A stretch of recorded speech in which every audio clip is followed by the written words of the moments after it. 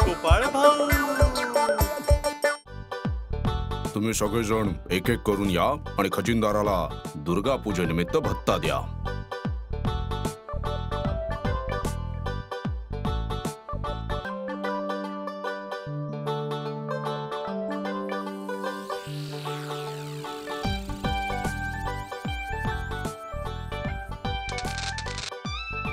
तुला काही बोलायचं आहे का गोपाळ भाऊ?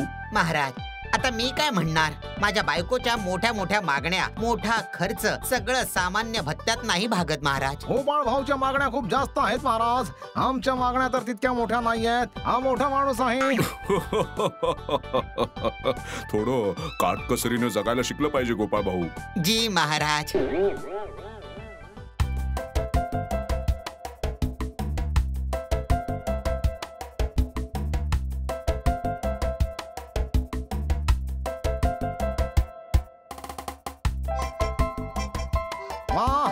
दुर्गा पूजेसाठी मिळणाऱ्या भत्त्याची मजा काही औरच असते. हा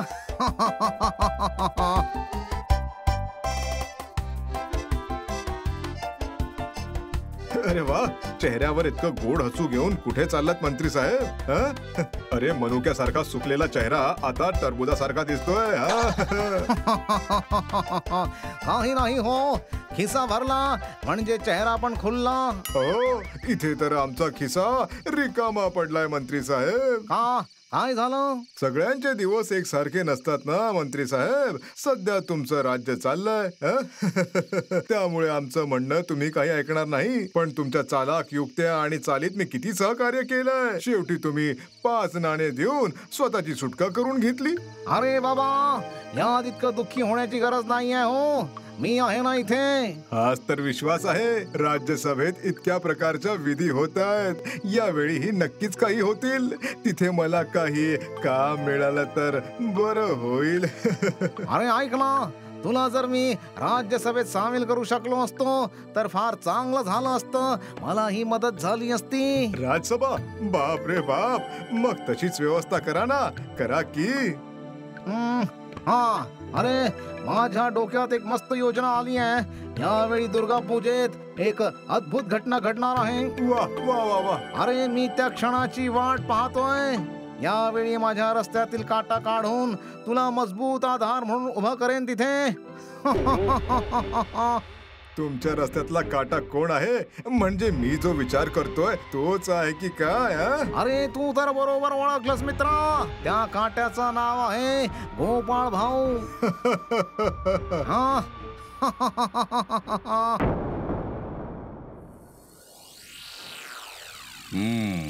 महालया संपलाय. पितृपक्षाचा शेवट झालाय आणि नवरात्रीला आरंभ झाला. तुम्ही सगळ्यांनी काय काय योजना केल्या सांगा पाहू. महाराज, तुम्हाला तर माहीतच आहे की मला पूजा करावी लागते. त्यामुळे या दिवसामध्ये मी फारच व्यस्त असतो. माहित आहे, पण ज्यांना पूजेत काही काम नाहीये, म्हणजे जे पूजा करताना मजा करत बसतात, मी त्यांनाच हे प्रश्न विचारतोय.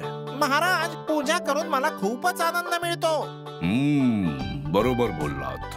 पण सभाकवी, तुम्ही काय करणार? महाराज, मी पूजेसाठी काही नवीन कवितांची रचना करणार आहे.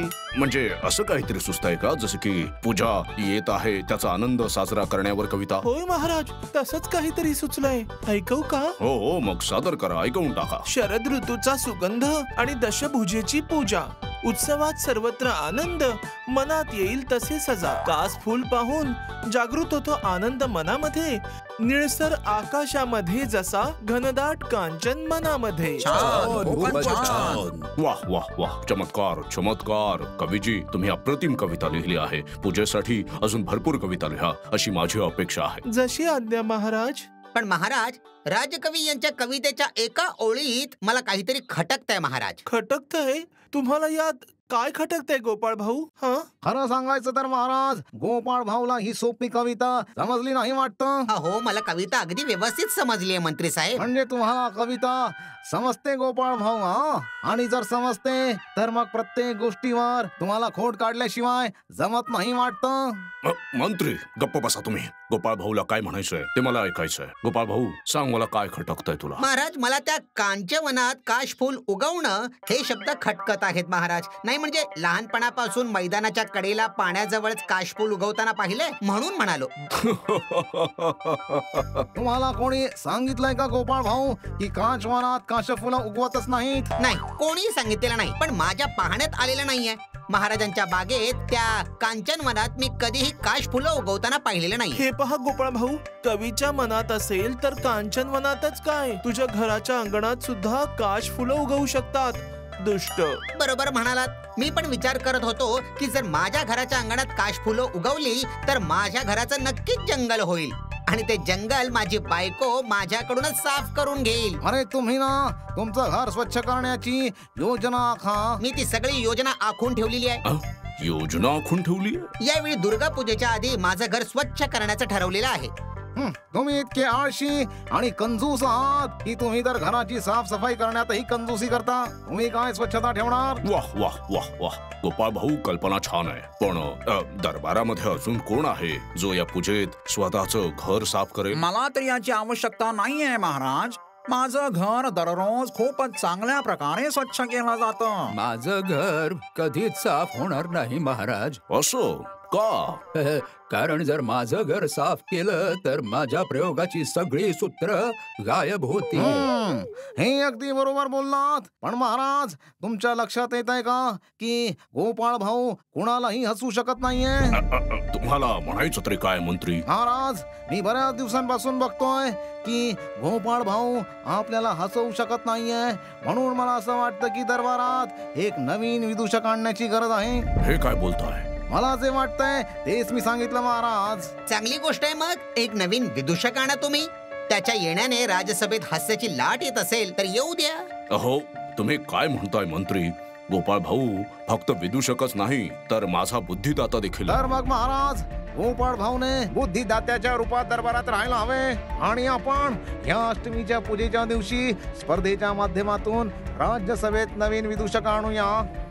पण महाराज, तुम्ही नका काळजी करू. तुम्ही पूजेच्या वेळी स्पर्धेला परवानगी द्या. त्यानंतर कोण जिंकेल, कोण हरेल, कोण विदूषक बनेल ते नंतर पाहता येईल. ठीक आहे, मग असंच होईल. स्पर्धेचा विषय काय असणार त्याबद्दल उद्या दरबारात विचार विनिमय केला जाईल.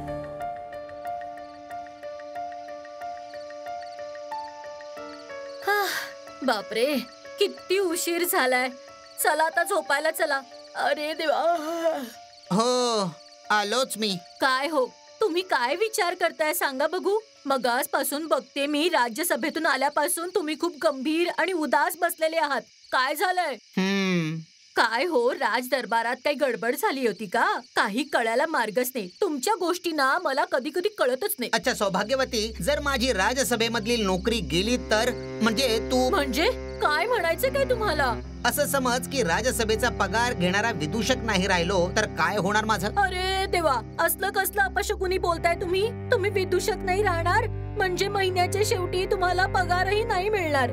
मग तर आपण काय खायचं? देवा रे देवा देवा. अगं, तू इतक्या जोर जोरात आरडाओरडा करशील तर सगळे विचार करतील मी स्वर्गवासी झालोय. गप्पा बस जरा. आता पिंकीच्याही धावतील. तर मग तुम्ही काय करणार? राज्यसभेला नाही जाणार म्हणजे दिवसभर घरात बसून माझं डोकं खाणार. अगं गप्पा बस ग. मी काय तुझं डोकं खातो का? सध्या तू माझं डोकं खाऊ नकोस आणि मला जरा विचार करू दे. पडल्या पडल्या विचार करा. चला.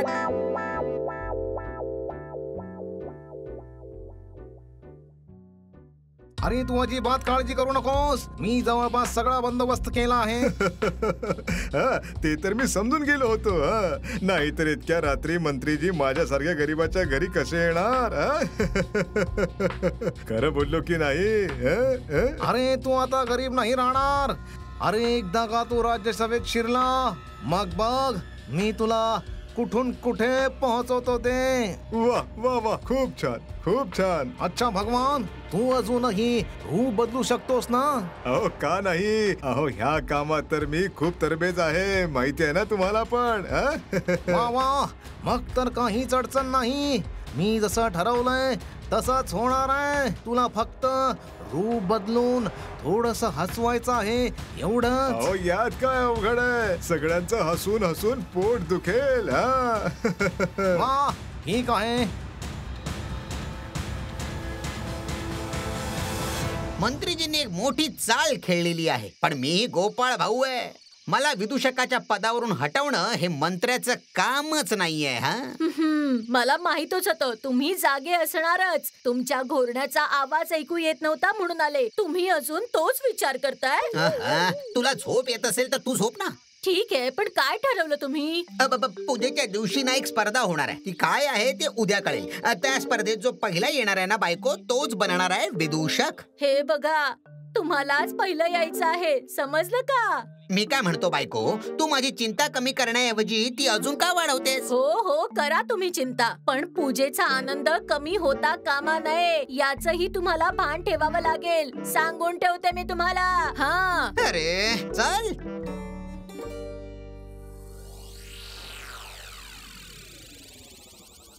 तर मग सभा सुरू करावी. महाराज, काल ज्या स्पर्धेची चर्चा केली होती ती कोणत्या प्रकारची असावी यावर आज चर्चा होणार आहे. हो, नक्कीच. अच्छा, तर नवीन विदूषकाचा प्रस्ताव तुमचाच होता. तर मग कोणती स्पर्धा राबवायची त्याबद्दल तुम्ही काही विचार केला आहे का मंत्री? होय महाराज. ठीक आहे, तर मग सांगा. महाराज, काल गोपाळ भाऊने कविराजांच्या कवितेवर उपरोध केला. मला त्या स्पर्धेबद्दल सांगताना सभा कवींची कवितेचा एक भाग मनात घोळत आहे. कोणता आहे तो, सांगा पाहू. सभा कवींच्या कवितेची एक ओळ होती, उत्सवात सर्वत्र आनंद, मनात येईल तसा सजा. निश्चितच. आता या स्पर्धेचा विषय असेल मनात येईल तसा सजा आणि हास्य फुलवा. प्रतिस्पर्धी पैकी जो जास्त हसवू शकेल तोच आपला विदूषक होईल. छान कल्पना आहे, छान. अच्छा गोपाळ भाऊ, तुला यावर काही आक्षेप तर नाही ना? नाही महाराज, मला यावर काहीच आक्षेप नाही. महाराज, गोपाळ भाऊचा आता कशालाही आक्षेप नसणार हे मला चांगलं ठाऊक आहे, कारण त्यांनी विदूषक राहण्याची पात्रता गमावली आहे. पण महाराज, गोपाळ भाऊ मध्ये ही पात्रता आहे की नाही हे सिद्ध करण्याची एक तरी संधी गोपाळ भाऊला मिळायला हवी. बरोबर आहे, जरूर. स्पर्धेच्या माध्यमाने गोपाळ भाऊ पुन्हा विदूषक होऊ शकतो. तो पहिला क्रमांक मिळवेल तरच, नाहीतर नाही, कारण राज्यसभेत सर्वात योग्य व्यक्तीलाच स्थान मिळणार. बरोबर ना? जसं तुम्ही मंत्रींच्या पदावर या राज्यात सर्वात योग्य मंत्री आहात. मला मध्ये बोलायची गरज नाही गोपाळ भाऊ. महाराजांना चांगलं माहिती आहे की योग्य व्यक्ती कोण आहे. एकदा तुमच्या शिवाय महाराजांचं भागेल, पण माझ्या शिवाय महाराजांचं भागणार नाही. हे तर येणारा काळच सांगेल की गोपाळ भाऊ योग्य व्यक्ती ठरणार की नाही. राजज्योतिषी, तुमचं काय म्हणणं आहे? गोपाळ भाऊ विदूषक म्हणून कायम राहतील याची काही संभावना आहे की नाही? शास्त्रानुसार गोपाळ भाऊंना सध्या राहूची दशा सुरू आहे, पण दुर्गा पूजेच्या अष्टमी तिथीला ती संपण्याची शक्यता आहे. आता बघा गोपाळ भाऊ, मी तुम्हाला या राज्यसभेतून कायमचा कसा पळवून लावतो. आता आपल्याकडे जास्त वेळ नाहीये, म्हणून सेनापतींना आजच पूर्ण राज्यात रणशिंग फुंकून आपल्या स्पर्धेची घोषणा करावी लागेल. सर्वांना प्रस्तुतीसाठी मुबलक वेळ तर पाहिजे. सेनापती इथे या. सेनापती जी महाराज. तुम्ही राज्यामध्ये जाहीर करा की मनात येईल तसे सजा आणि हास्य फुलवा या स्पर्धेत सहभागी होण्यासाठी सगळ्यांना आमंत्रण आहे. जो कोणी पहिला येईल तोच या राज्यसभेचा विदूषक बनेल. जशी आज्ञा महाराज. मला वाटते गोपाळ भाऊने स्पर्धेत सहभाग घ्यावा, जर त्यांच्यात धाडस असेल तर. बघूया ना, ती वेळच सांगेल. लक्षात ठेवा गोपाळ भाऊ, हे खूप महत्वाचं आहे. जर तुम्ही विदूषक न राहता फक्त बुद्धिदाता राहिलात तर तुम्हाला मिळणाऱ्या पगाराची रक्कम निम्मी होणार आहे. हे तुम्हाला विसरायला नको. काय हे काय बोलताय महाराज? राज्यकोशाची अवस्था चांगली नाहीये. अहो, त्यांना न काढता नव्याला रुजू करणे हेच तर महत्वाची गोष्ट आहे महाराज. बरोबर की नाही? आणि तसंही नव्या विदूषकाला पगारही द्यावा लागेलच. तसंही मी काही जणांना पाहून ठेवलं आहे महाराज, त्यापैकीच कोणाला तरी आपण नवा विदूषक बनवा. वेळच सांगेल सगळं मंत्रीजी, वेळच. अरे वा, ही तर खूपच चांगली बातमी आहे मंत्री. जबरदस्त, म्हणजे एकदम भलतच भारी. शेवटी आपण राज्यसभेचे विदूषक होणार. तुम्ही या स्पर्धेत सहभागी व्हा. खरं सांगायचं काहीच करायचं नाहीये, फक्त लोकांना हसवायचंय. अरे हे कोणतं कठीण काम आहे? आमचे हावभाव बघूनच लोक पोट धरून हसतात. एकदा आम्ही चोरीसाठी एका घरात गेलो होतो. मी तिथे अशी उडी मारली की घराचा मालक जोर जोरात हसायला लागला. हो, आणि त्या घराचा मालक त्या घराच्या मालकाला खूप दिवसांनी हसू आलं होतं. खूप छान. मला खात्री आहे तुमच्यापैकी कोणी ना कोणी जिंकणारच आहे. हळूहळू मी माझ्या लोकांना राज्यसभेत घुसवतोस आणि मग येईल मजा. पण आम्ही बोटा गोटा बनूनच लोकांना हसवणार का? अरे नाही नाही, तुम्हाला वेशांतर करावं लागेल. वा वा मंत्रीजी वा. मी तर असा वेश करेन की मला कुणीही ओळखणार नाही.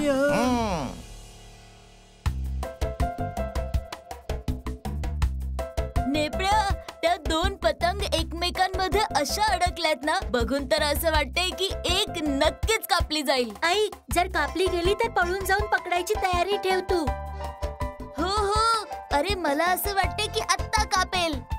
ए पिंकी, लवकर इकडे ये. अगं ये लवकर इकडे. काय झालं? ऐक, त्या दोन्ही पैकी एक कापली जाईल तर गुलट्या धावेल. तू रीळ धरून ठेव. ते बघ, कापली कापली. गुलट्या पळ. पिंकी, हे घे रीळ पकड.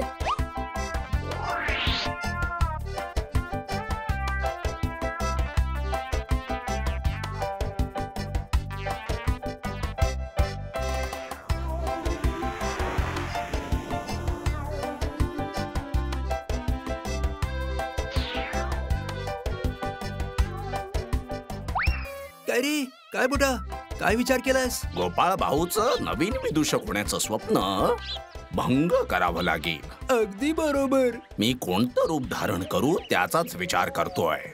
यात एवढं विचार करण्यासारखं काय आहे? जिथे दुर्गा पूजा होणार आहे तिथे पाठीमागे सजण्याची खोली आहे. आपण तिथे जाऊन मिशा आणि दाढी लावून नवीन रूपात हजेरी लावू. काय म्हणतोस? हो, मग सुरू होईल आपला खेळ. गोपाळ भाऊला पळून जायचा मार्ग हे सापडणार नाहीये. तर मग हे ठरलं तर इथे जंगलात झाडाच्या आडोशाला कोणालाही आपल्या या योजनेचा थांग पत्ता लागला नाही. आपली योजना समजून घेणं इतकं सोपं नाहीये. तर मग हेच ठरलं. आता या दरम्यान आपल्याला कुणीही एकत्र पाहू नये याबाबत सावध राहूया.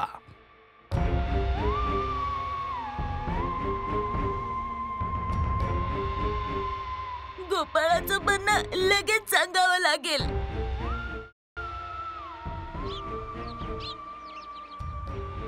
काय हो, अजून काही उपाय सुचला की नाही तुम्हाला? हा, नाही, फारसा विचारच करत नाही. हे काय, तुम्ही जर विचार नाही केला तर आपल्यावर उपाशी मरायची पाळी येईल की हो. चिंता नको करूस ग सौभाग्यवती. गोपाळ आजोबा, गोपाळ आजोबा, आजोबा. काय रे पोरांनो, काय झालं? खूपच खतरनाक गोष्ट आहे. अच्छा, तर मग मोठ्याने नका बोलू. दोघांनी माझ्या दोन्ही कानात हळूच सांगा. ठीक आहे, तुम्ही आता जा. योग्य वेळी मी तुम्हाला सांगतो काय करायचं ते. हा,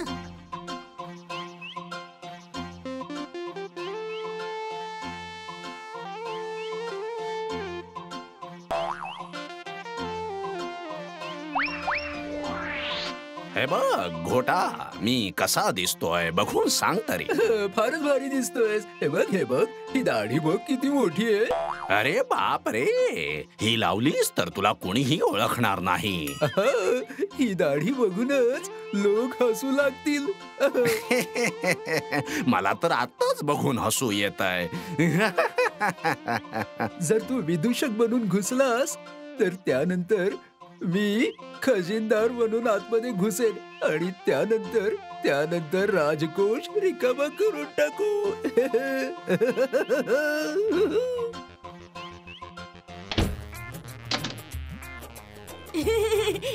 कोण आहे तिकडे? कुणी दरवाजा बंद केला? ए, उघडा, मी म्हणतो उघडा. उघड भाऊ, दुष्ट उघड. पुढचे, उघडा.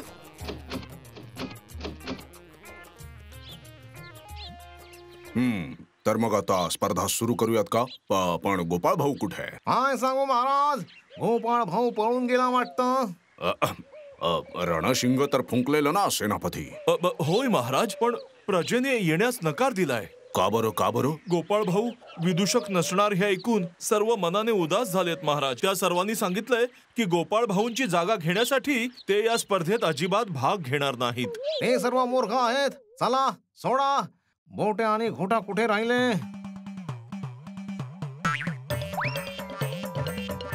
अरे अरे अरे अरे अरे अरे हे काय आहे? हे माकड इथे काय करते? हे कुठून आलं तरी कुठून? हा कुठून आलं? अरे अरे अरे अरे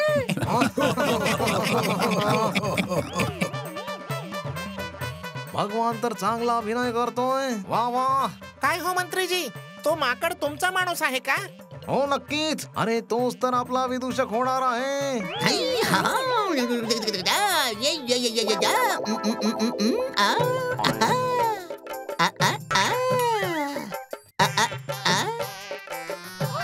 अरे सर्वनाश, या वेड्याला आधी इथून पळवा. हा सर्वनाश करून टाकेल. अरे बापरे, हा वेळा कुठून आलाय?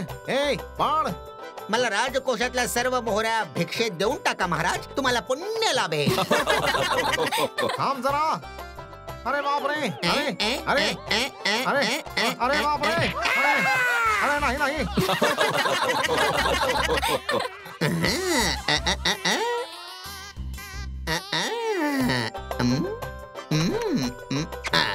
गोपाळ भाऊ, प्रणाम महाराज. प्रणाम राणी साहेब. तुझ्याशिवाय इतर कोण करू शकतं गोपाळ भाऊ? तुलाच मिळेल पहिलं बक्षीस. आणि तूच आमचा विदूषक आणि तूच आमचा बुद्धिदाता असशील. हा. जय